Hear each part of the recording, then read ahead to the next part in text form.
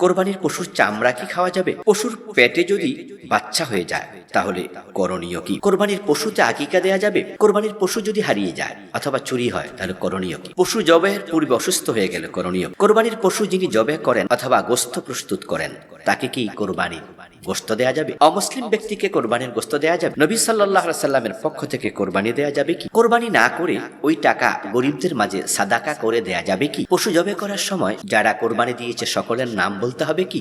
পরিবারের সক্ষম যদি অনেকেই থাকেন সকলকে আলাদা কোরবান করতে হবে?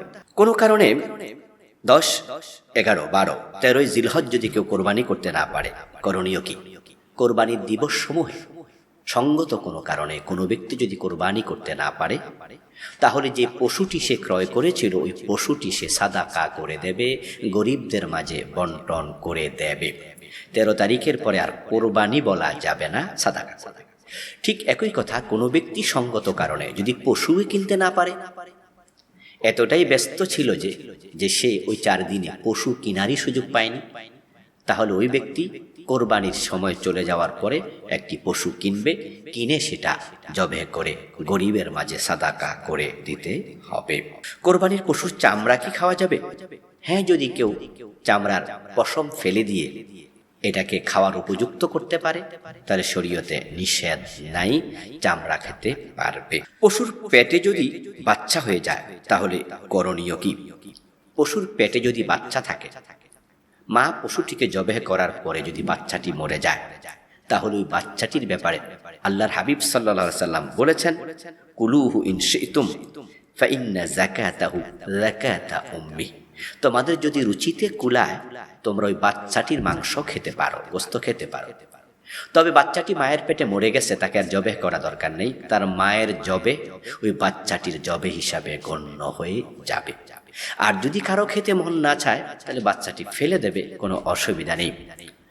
আর বাচ্চা যদি মায়ের পেট থেকে জীবিত বের হয় তাহলে ওই বাচ্চার মাসআলা হলো এটাকে তারা চাইলে জবে করে তখনও খেতে পারবে অথবা রেখে দিতে পারবে, পরবর্তীতে বড় করে এটাকে আবার কোরবানি করার সুযোগ রয়েছে। তবে বিক্রি করা যাবে না। যদি কেউ ওই পশুর বাচ্চাটি বিক্রি করে তাহলে সে বিক্রি লব্ধ টাকা গরিবদের মাঝে সাদাকা করে দিতে পারবে, নিজে ভোগ করতে পারবে না। কোরবানির পশুতে আকিকা দেয়া যাবে? কোরবানির পশুতে আকিকা দেয়া যাবে কিনা এ বিষয়ে আলেমদের দুরকম বক্তব্য পাওয়া যায়। একদল আলেম বলেছেন ঠিক হবে না, কারণ যেহেতু কোরবানি এবং আকিকা সম্পূর্ণ ভিন্ন দুটি ইবাদত, দুটাকে একাকার করবে না। আরেকদল আলেম বলেছেন জায়েজ আছে।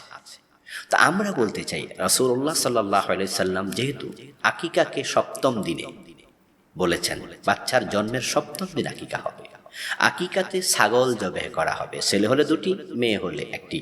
আর কোরবানি সম্পূর্ণ ভিন্ন জিনিস। এজন্য আমরাও বলবো কোরবানি এবং আকিকা যেহেতু ভিন্ন ইবাদত, আমরা দুটাকে একসাথ করে আকিকার সুন্নাহটাকে আমরা ধ্বংস হতে দেব না। আজকে আকিকার সুন্নাহটা মরতে বসেছে, অনেকেই কোরবানির জন্য বসে থাকে।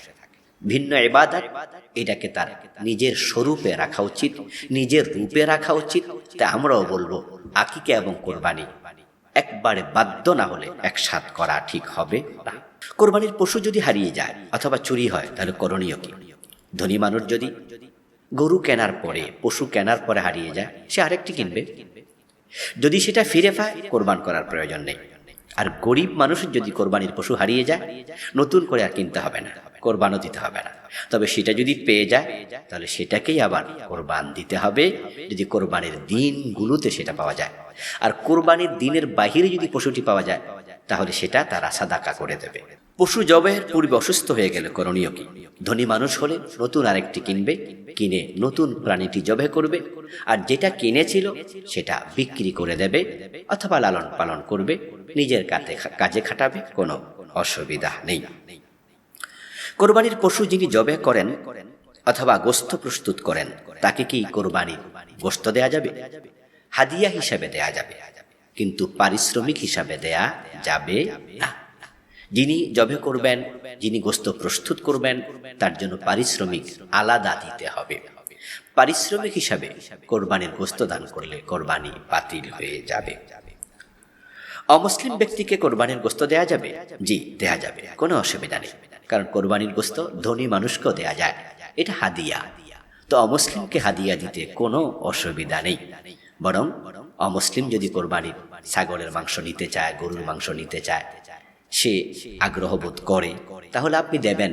এটা ইসলামের একটি মহত্বের মেসেজও তার কাছে পৌঁছবে, উদারতার মেসেজ তার কাছে পৌঁছবে। নবী সাল্লাল্লাহু আলাইহি সাল্লামের পক্ষ থেকে কোরবানি দেয়া যাবে কি? জি, যাবে। হযরত আলী রাদিয়াল্লাহু তাআলা আনহু নবী সাল্লাল্লাহু আলাইহি ওয়াসাল্লামের পক্ষ থেকে কোরবান দিয়েছেন মর্মে তিরমিজিতে হাদিস রয়েছে। তবে ওলামায়ে কেরাম বলেছেন, ওই অংশের গোশতটুকু গরিবদের মাঝে পরিপূর্ণভাবে সাদাকা করে দেয়া উত্তম। কোরবানি না করে ওই টাকা গরিবদের মাঝে সাদাকা করে দেয়া যাবে কি? জি না। কোরবানির দিন পশুর রক্ত প্রবাহিত করা, এটাই হলো ইবাদত। ওই পশু জবে না করে তা বিক্রি করে টাকা দেবেন, অথবা না কিনে টাকাটা গরিবদেরকে দেবেন, এই কথা ইসলাম আপনাকে বলেনি। বরং ইসলাম আপনাকে বলেছে আপনি একটি পশু জবে করবেন। আল্লাহ তাআলা ইসমাঈল আলাইহিস সালামের পরিবর্তে ইব্রাহিম আলাইহিস সালামের সম্মুখে তিনি জান্নাত থেকে একটি পশু পাঠিয়েছেন। ইব্রাহিম আলাইহিস সালাম সেটাই জবে করেছেন, এবং আল্লাহ তাআলা কোরআন মাজিদে আমাদেরকে সেই নির্দেশনাই দিয়েছেন। তিনি বলেছেন, আল্লাহর কাছে পশুর রক্ত যাবে না, যাবে না তার গোশত, যাবে তোমাদের তাকওয়া। ইহরাকুদ দাম হাদিসে পাওয়া যায়, সেদিন পশুর রক্ত প্রবাহিত করা এটা আল্লাহর কাছে সবচেয়ে প্রিয় ইবাদত হয়ে যায়। এজন্য পশু না কিনে তার মূল্য সাদাকা করার কোনো সুযোগ নেই। পশু জবে করার সময় যারা কোরবানি দিয়েছে সকলের নাম বলতে হবে কি? কোনো প্রয়োজন নেই। তবে নাম বলা জায়েজ আছে। তালিকা ধরিয়ে দিয়ে সবার নাম পড়ে পড়ে তারপরে আল্লাহু আকবার বলতে হবে, নচেত কোরবানি হবে না, এমনটি মনে করার কোনো কারণ নেই। রাসূলুল্লাহ সাল্লাল্লাহু আলাইহি সাল্লাম যখন কোরবান করতেন তখন তিনি বলতেন, আল্লাহুম্মা তাকাব্বাল মিন মুহাম্মদ ওয়া আলি মুহাম্মদ। হে আল্লাহ, আমার পক্ষ থেকে, মুহাম্মাদের পক্ষ থেকে, তার পরিবারের পক্ষ থেকে কবুল করো। এই হাদিস দ্বারা বোঝা যায় নাম বলা যাবে, অসুবিধা নেই। কিন্তু আপনি যখন পশু কিনেছেন তখন কে কিনেছে, কার পক্ষ থেকে কোরবান হবে, এটা আল্লাহ জানেন। নতুন করে আল্লাহ তাআলাকে জানান দেওয়ার কোনো প্রয়োজন নেই। এটাকে আবশ্যক মনে করার কোনোই প্রয়োজন আছে মনে করি না। পরিবারের সক্ষম যদি অনেকেই থাকেন, সকলকে আলাদা কোরবান করতে হবে না। যদি একান্নবর্তী ফ্যামিলি হয়, একসাথে রান্না বান্না, খাবার দাবার, টাকা পয়সা সঞ্চয় করা হয়, সবকিছু একসাথেই চলে, তাহলে ওই পরিবারের একজনের পক্ষ থেকে কোরবান দিলে বাকিদের দায়িত্ব আদায় হয়ে যাবে। ক্বালা নবী সাল্লাল্লাহু আলাইহি ওয়াসাল্লাম, আইয়ুহান নাস আলা কুল্লি আমিন আলা কুল্লি আহলি বাইতিন ফি কুল্লি আমিন উদহিয়া। প্রিয় নবী সাল্লাল্লাহু আলাইহি ওয়াসাল্লাম বলছেন, হে মানুষেরা, প্রত্যেক পরিবারের উপরে প্রতি বছর একটি করে উদহিয়া হয়। এক পরিবারে 5 জন পয়সাওয়ালা আছে, 5টি গরু দিতে চায়, কোনো অসুবিধা নেই। 5টি ওট কোরবান করবে, কোনো অসুবিধা নেই। যদি শুধু একটি ছাগল দেয়, দায়িত্ব আদায় হয়ে যাবে, কারণ পরিবারের পক্ষ থেকেই কোরবান ওয়াজিব হয়।